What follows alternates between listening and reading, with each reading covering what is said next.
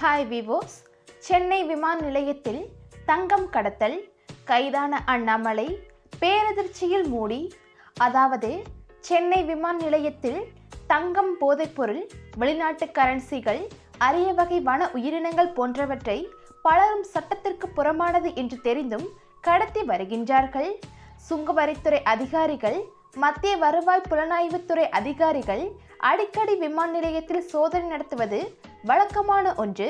சென்னை விமான நிலையத்தில் உள்ளே கடையை மையமாக வைத்து கடத்தல் சம்பவம் நடைபெற்று வருவதாக சுங்கவரித்துறை அதிகாரிகளுக்கு ரகசிய தகவல் கிடைத்தது.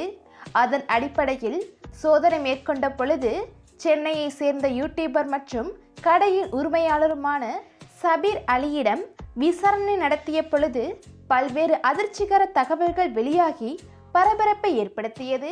அதாவது விமான நிலையம் புறப்படும் பகுதியில் அமைந்திருக்கும் சபீரின் கடைக்கு கடத்தல் தங்கத்துடன் வெளிநாடுகளில் இருந்து வருகை புரியும் பயணிகள் கழிவறையில் தங்கத்தை வைத்து செல்வதும், அதை கடையின் ஊழியர்கள் எடுத்து வந்து கடத்தல்காரர்களிடம் ஒப்படைத்து விடுவார்களாம். இவர் இப்படியே சுமார் 2 மாதங்களாக 167 கோடி ரூபாய் மதிப்புள்ள 267 கிலோ தங்கத்தை சபீர் அலியின் கடையின் மூலமாக கடத்தி செல்லப்பட்டுள்ளது. இதற்காக 3 கோடி ரூபாய் சபீர் பெற்றுள்ளாராம். மேலும் விமான நிலையம் புறப்படும் பகுதியில் யார் கடை வைக்க அனுமதி கொடுத்தது என்பதை பார்க்கும் பொழுது பெரும் அதிர்ச்சியை ஏற்படுத்தியது.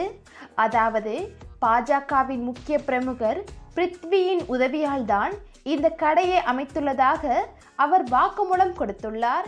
அது மட்டுமின்றி தங்க கடத்தலுக்காகவே விமான நிலையத்தில் கடையை திறந்ததாகவும் வாக்குமூலம் கொடுத்துள்ளார். இதை அடுத்து பிருத்வி என்பவரை பற்றி விசாரித்த பொழுது இவர் அண்ணாமலையின் பினாமி என்று தன்னை கூறிக்கொண்டு விமான நிலையத்தின் கடை வைத்துள்ள இவர்கள் பிருத்விக்கு மாதம் கப்பம் கட்டியதும் தெரிய வந்துள்ளது.